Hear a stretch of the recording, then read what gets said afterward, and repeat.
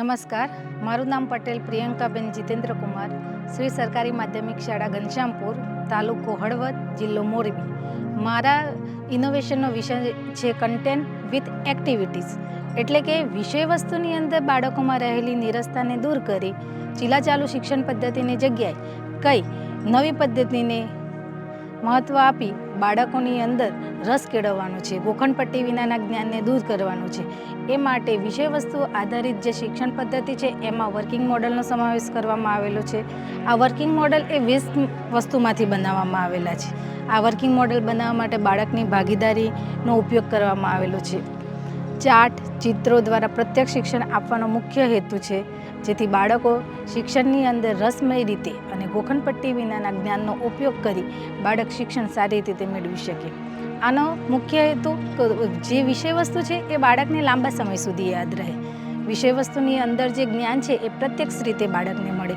બાળકને જે જોઈને જે શિક્ષણ મેળવે છે એની જગ્યાએ અનુભવ કરીને શિક્ષણ મેળવતા થાય બાળકો. એ માટે વિવિધ પઝલ્સ બનાવવામાં આવેલી છે, વર્કિંગ મોડલ્સ બનાવવામાં આવેલા છે.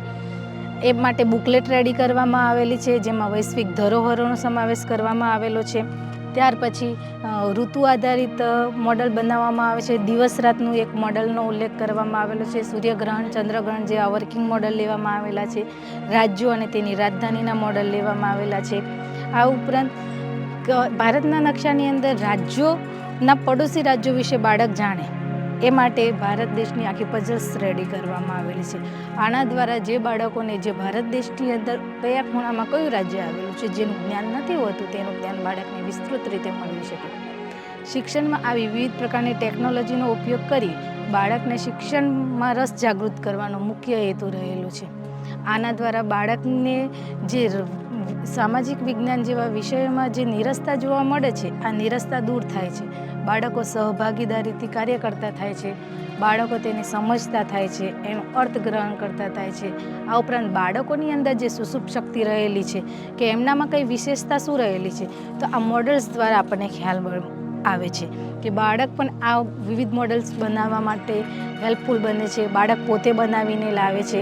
એટલે કે કોઈ પણ કન્ટેન્ટ છે એને વિષય વસ્તુ છે એને એક્ટિવિટીઝમાં બદલી દઈએ તો બાળકને એ વિષય પ્રત્યે ભણવામાં રસ પડે, જાણવાની જિજ્ઞાસા વધે.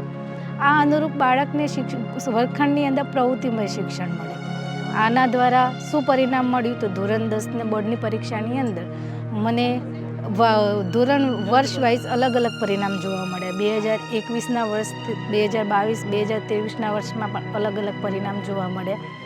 વિષય વસ્તુને અનુરૂપ આ કન્ટેન્ટ વિથ એક્ટિવિટીઝનો કોન્સેપ્ટ લેવામાં આવેલો છે, જેથી બાળકને ગોખણપટ્ટી વિનાનું જ્ઞાન દૂર કરી અને ચીલાચાલુ શિક્ષણ પદ્ધતિની જગ્યાએ કંઈ નવી શિક્ષણ પદ્ધતિનો ઉપયોગ કરી શકાય. Thank you. જય હિન્દ, જય ભારત.